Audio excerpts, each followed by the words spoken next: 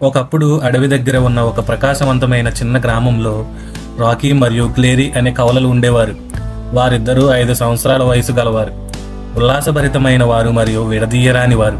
వారు ప్రతిదీ పంచుకుంటారు, ఆటలు, స్నాక్స్ మరియు రహస్యాలు కూడా.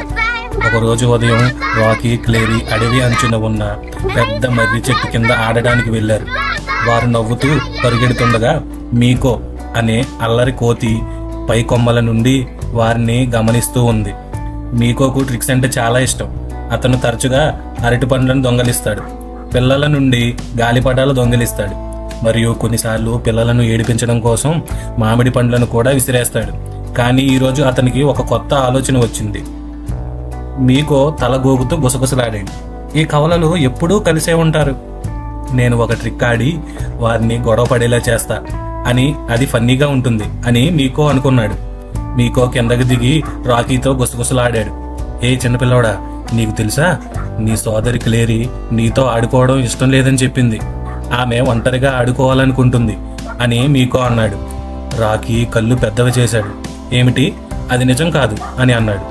కానీ అతను క్లేరీ వైపు తిరిగి వెంటనే మీకో త్వరగా పరిగెత్తి ఆమెతో, క్లేరీ, ఏంటో ఊహించు, నీ తమ్ముడు నువ్వు చాలా నెమ్మదిగా ఉన్నావని, ఇక నిన్ను తన జట్టులో చేర్చుకోవడం ఇష్టం లేదని అన్నాడు అని చెప్పాడు. క్లేరీ ముఖం రెడ్డగా అయిపోయింది.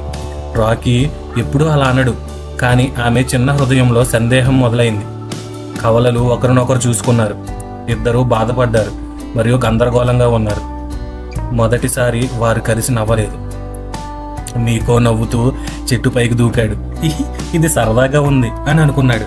మరుసటి రోజు రాకీ మరియు క్లేరీ మర్రి చెట్టు కిందకి వచ్చారు.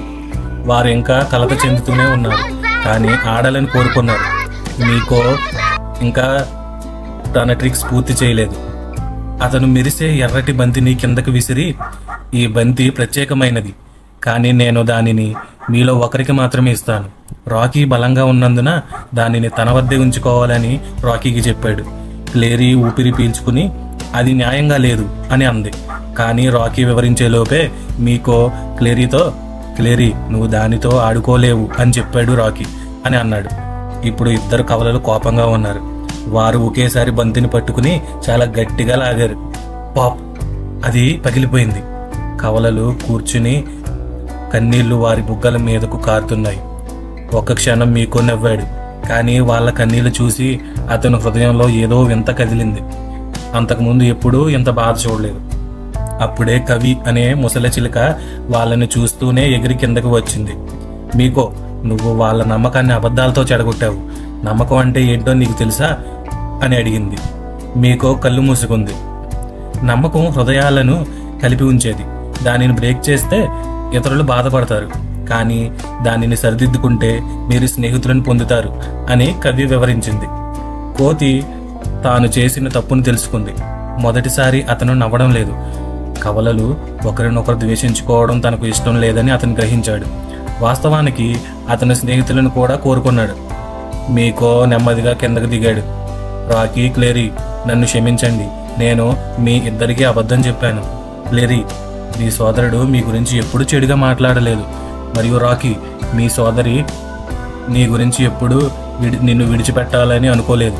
నేను ఒక గేమ్ ఆడాలనుకున్నాను అంతే అని అన్నాడు. రాకీ, క్లేరీ అతని వైపు చూశారు. వారి చిన్న హృదయాలు దయగలవి మరియు వారు బాధపడడానికి క్షమించడం ఎంత సరదాగా ఉంటుందో వారు గుర్తించుకున్నారు. రాకీ తన కళ్ళు తుడుచుకున్నాడు. నువ్వు మాతో ఆడుకోవాలనుకుంటే నువ్వు అడగచ్చు కదా అని అన్నాడు. క్లేరీ తల ఊపింది. అవును, మాకు అబద్ధాలు ఇష్టం లేదు, కానీ మాకు స్నేహితులంటే ఇష్టం అని అంది. మీకో కళ్ళు వెలిగిపోయాయి. నిజంగానా, మీరు నా స్నేహితులు అవుతారా అని అన్నాడు. రాకీ, క్లేరీ నవ్వారు. అవును, కానీ నువ్వు ఇక ప్రజలను బాధ పెట్టే మాయలు చేయనని వాగ్దానం చేయకపోతేనే అని అన్నారు. మీకో తన చిన్న చేతిని అతని ఛాతీపై పెట్టాడు. నేను వాగ్దానం చేస్తున్నాను అని అన్నాడు.